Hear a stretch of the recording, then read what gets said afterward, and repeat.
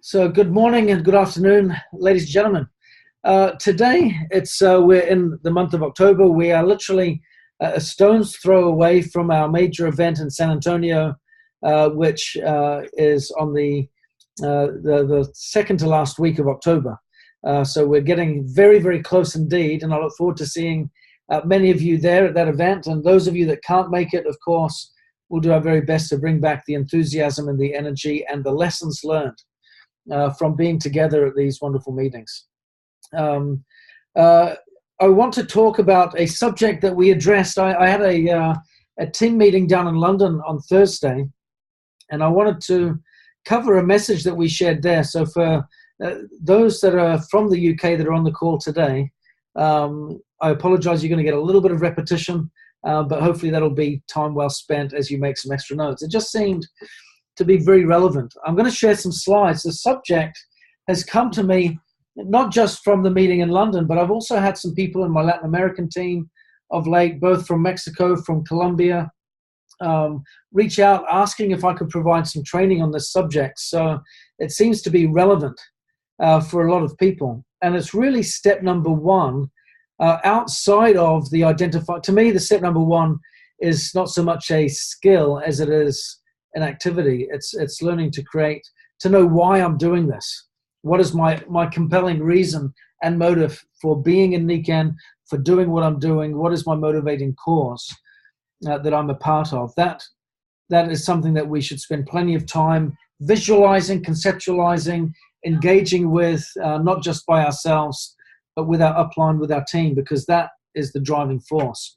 But the first practical hands-on skill outside of that, to me, is building our $1 million list, getting our contact list up and going. Last week on our call, we talked about the importance of recruitment and how necessary that was in building our businesses and developing our teams. We will not be able to build our teams and recruit more people, get rank advancements, of course, if recruitment is not taking place. So I wanted to share just a few slides to cover some points that I think will be helpful for each of us. I'm mindful that not everyone that is on the call today will be able to see the slides, so I will read out from some of the messaging that's on there so that everyone can participate. So I'm going to go into a share screen. Bear with me one second. And I'm going to talk about just a little bit today this principle of contact list building. Let me see. If I can get a thumbs up perhaps from Mike and Marielle, and I can see you both, you can see it. Awesome. Okay, so the critical starting point for any of us in having our contact list is to keep it simple. Now, this might seem like 101 stuff, and certainly for those of us that have been in the business for many years, why are we going over this? I think it's really simple. If I don't do step number one, then no matter how good I am at presenting, no matter how good I might be at resolving concerns, no matter how good I might be at hosting meetings or events, if I'm not doing step number one, all the other steps have no relevance, because I can't get to steps 3, 4, and 5 if step number one isn't happening. And I like the language that Mike has used in our resource list, where he calls this the $1 million list. It really is a $1 million list, and I would love it if we could incorporate that kind of language into our vision as we're building our expectations for our business. So we keep it simple. We develop a template. There are lots of different things that you can include in that, if you wish, in the template that you use. I've got just a couple of things here, and I've taken this from Eric Worre because it keeps it simple and generic. The name of the person, how I might know them, their contact details. And I have to say, telephone and email are becoming slightly redundant now with some of the contact details that we've got. Wouldn't you agree? I've had people ask for my details recently, and I'm like, oh, I don't actually give out my phone number anymore because I don't really use it unless you're using WhatsApp. If you're on WhatsApp, then my mobile number has relevance. But it might be Facebook Messenger, it might be WhatsApp, it might be your LinkedIn profile, a number of different ways to connect. What's important about this as well, I hope you can see this, is within the list, you've got down there when you're going to visit them next. and perhaps the result that comes from that. You've got a couple of spaces there. I think that's really important to include, because if we don't have plans to contact or to follow up, then this can be redundant pretty quickly. Oops, sorry, I'm going to go back here. The next thing to do here is to categorize the list. Again, I think this is really important. I'm going to give you an example that I really like from a team member that I've worked with ever so briefly. She just shared this idea with me, and I thought, wow, this is great. Every time I've shared it with others, they've always loved it. When we look at categorizing our list, and we look at modern technology now, I'll just stop the share for a quick second. What we find, am I back on regular screen? Yeah, cool. What we find is, again, as we integrate modern technology with our ability to categorize our lists, emojis can become a very helpful tool. How can I use an emoji, for example? Well, most of us, if we were to look at our contact list, might find that maybe we've got an app that we have on our phone, on our mobile or our cell phone that we might use. Maybe we just use the contact list, and whenever someone reaches out and we connect, we put them in our phone, and now they're in our contact list. And that might be, in a very basic form, our contact list for our business. But if you can integrate emojis, for example, let's say you've got someone on your list that is what you would identify as a hot prospect. Maybe you might put the emoji of a red chili pepper next to their name. You might have 3 or 4 people that you've contacted that you think are hot prospects, and you'll put these little red chili peppers next to their names, these emojis. What would happen then is, if you go to search for them, if you're out and about, you've got time to make a phone call, you want to reach out to your hot prospects. Mary Ellen is just saying she's just put the image there in the chat. I put their picture. Okay, Mary Ellen's saying put the picture. If you put the emoji, for example, you can search. For example, if I'm going to search everyone in my contact list with the name beginning with M, I get a list. I type the letter M, everyone with the M in their name comes up, yeah?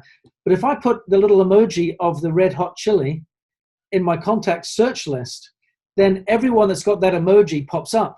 I've now categorized all my hot prospects on my phone. I can do that with people ranging from hot prospects to people that I might lead with the product, people I might lead with the business. I can customize my emojis according to my own interest and preference. People that might have a direct contact or an indirect or a super indirect approach. I can have different emojis that I might want to use to categorize my contact list that allows me to very, very quickly, within the touch of a very quick button, categorize my contact list in my phone super fast. I think that's kind of a fun way to do it. And it certainly is always attention grabbing when that has been put to use. So definitely let's go back to the list here. Let me see, I've got one quick comment that's come up here if I can see what that says here. I'm not getting to get that list up, so forgive me. So the next thing we need to do, this is really important, add everyone to the list. Now, we've heard this all the time, to add people to our list. Everyone. Do not discriminate. Do not make excuses for people. Do not make decisions for them, and so on. There is a psychological reason, I believe, that comes down to adding everyone to the list and making it as comprehensive as possible. And that is this. When I don't discriminate, when I don't make choices for other people, when I put everyone on my list, whether they're prepared or not, because keep in mind, just because they've been added to the list, it doesn't mean that they're going to get contacted straight away. We need to build rapport and relationships in between, of course, to make sure that that time is ready for the contact when it comes. But what is the psychological benefit? If I'm not discriminating, if I'm not making excuses or choices for people, then each and every day when I'm out and about, something happens in my head. I start to see the opportunities that are around me all the time because I'm not discriminating. I see people for who they are, and potentially I can start adding their names to the list very quickly. And psychologically, there is a huge benefit as a result of doing that. So it's not just about putting as many names on the list and being thorough.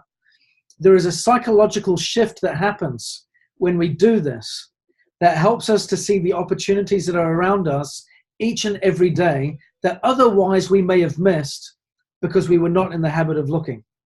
See how that can happen? I think that's really quite remarkable. And it will help us to keep our list dynamic, which is really, really important for us to do. I've got a memory jogger here. I'm not going to, I'll skim through this, but this is a tool that has been produced by Eric Worre. I really like this tool. He goes through all the different categories of people that you can possibly think about. The list is exhaustive. I'm not going to read it out because it's like 7 pages, but you can download it. It's called the Ultimate Memory Jogger. It's a PDF. It's free to download. If you type in the Ultimate Memory Jogger and Eric Worre's name, go to images in Google, you'll probably be able to download the PDF right from there within a matter of seconds. But it certainly helps people to get going, because this really is the thing that they should be doing within 48 hours of joining. The next thing, of course, is it's not who you know, it's who they know. That was taught to me many years ago by a dear friend of mine. She was a great, successful network marketer. She said, it's not who you know in network marketing, Ben, it's who they know. When I first moved to England, I joined a network marketing company as a distributor at the ripe old age of 22. And very enthusiastic, but I was new to the country and I had a part-time job. I certainly didn't have a relationship with my bank manager, and I didn't have an accountant or a chiropodist or any of these types of things. When people would say, make your list, who do you know? I couldn't think of many people. And frustratingly, my contact list kind of became incestuous with my upline, because my upline was my best friend. He signed me in. My front line that I signed in, we were all kind of had the same social network, which meant we all were rushing to reach out to each other's contacts before the other got there. And that was problematic. But if we can keep in mind that it's not who we know, it's who they know, that can make a big difference, of course, as well. And again, constantly expand the list. This is critical, and I'll share a real valuable reason why here. Sorry, my computer is playing up, and I can't get my here we go. I couldn't get my cursor to appear there, so apologies. So the critical point here is about having a list that is dynamic is this. If I don't bring my contact list with me everywhere I go, it's a little bit like saying my shop is shut. I heard someone once say that there are 2 instances in life when we should not have our contact list with us. 1, when we're having a shower, and 2, when we're taking a bath or we're swimming. Those 2 reasons are the only reasons we should not be having our contact list on us at any given point. If we don't, like I said, if we don't have our lists with us, and back in the day it used to be printed out and written out, people would have it in little folders or little, however they would take it with them. Nowadays, we've got no excuse for not having it in some shape or form with us on our phone. But if we don't have it with us, shame on us. It's like telling everyone, telling the world, our business is closed for the day. It is remarkable to me how much we can do in those spare in-between moments that we have throughout the day, where we can pick up a phone and make a call, where we can respond to a message or send out a message via text. There are lots of situations like this where work can get done.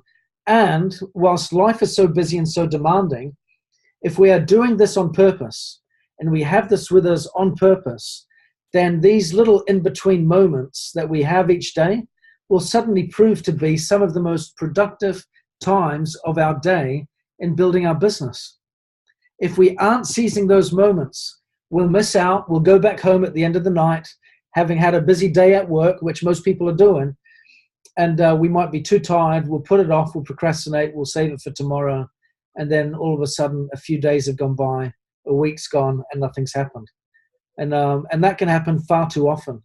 But if we make a commitment, and this is my challenge to everyone tonight, if we can make a commitment to always carry our contact lists with us, to have them with us wherever we go, to be willing to use them, to keep them dynamic, meaning that without discrimination, we add people to our list consistently, regularly, then we will find times around us each and every day where we can build our business as we're going about our daily activities.